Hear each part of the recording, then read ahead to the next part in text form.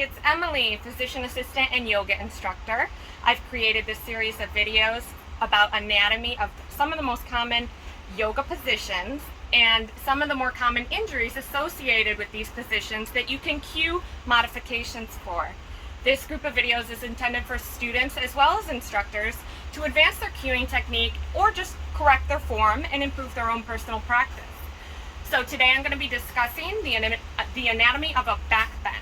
All right, we're going to keep it pretty basic, not extending into wheel today. All right, and let's start with the most common issue that patients are going to have with this. It's a phenomenon called spondylolisthesis. Okay, in your back, in the lumbar spine, you have 5 vertebrae. The low back is supposed to be a very stable part of your spine, and what allows it to be stable is its connection to the sacrum. Also, the discs that lie in between the vertebrae, which are the bones in the back, not only do they provide squishing and padding for any shock absorption, but they also provide scaffolding and structure. So when you have an injured disc, even if it's not completely herniated and requiring surgery, even if you have a small micro tear in your disc where the annulus, which is like the covering of the disc material, is not broken, you can still have a phenomenon called spondylolisthesis. All right, spondylolisthesis is very common in gymnasts, even very, very young gymnasts. I had it myself when I was a little girl. I still have it. What it is the vertebrae in your back, they're supposed to stack on top of one another with the disc in between the space, just like that. With spondylolisthesis, we have a translocation of one of the vertebrae, either forward, backwards, or even laterally over that lower disc.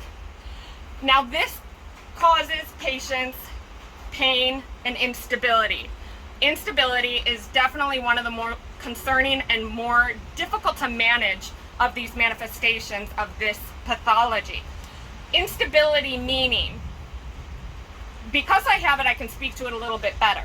But instability, I mean, when I go back for a back bend, particularly if I'm cued to do so with my arms above my head, I feel an extreme amount of instability in my low back. Okay? What I mean by that, naturally I'm going to have some clunking, some, bone sounds moving around back there. But sometimes when you have this, you can get a clunking and a translocation of that, even more so, advancing it during one of these positions. The goal with spondylolisthesis is to just keep it the way it is, because over time it's going to get worse. That's the way our bodies are designed. Nothing's permanent. So the goal with this this pathology is to just take it easy and keep it as it is. Now, a modified version of this would be, instead of having your arms above your head with triceps almost behind the ears, this would be a good place for, even beginners to start. But if they have spondylolisthesis, you're going to want to instruct them to do a supported back bend with their fingertips pointing upwards. With this support in my low back, I can stabilize the bones in my back so that they are not sliding over one another. By pushing down through the heels of my hands, I'm pushing my sacrum forward, slight micro bend in those knees, continuing to lift the quads off the kneecaps, pushing forward like a bench press almost, stabilizes and opens that back body. Okay? When you create space in that lumbar spine in between the vertebrae, that sliding is going to be much less significant, less painful, and they're going to come back to your class because you allowed them and showed them a modification that works for them.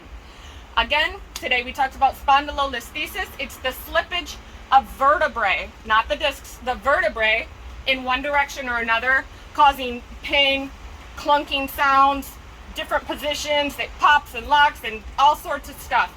So modified version would be palms up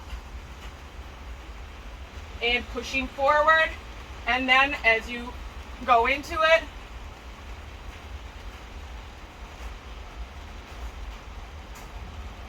you continue to push. Always with back bends, remembering never to whip out of it.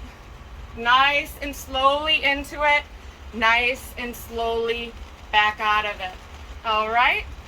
Again, this was Emily, physician assistant and yoga instructor. Today we talked about back bends and modification you guys can make in your practice. See you in the next one.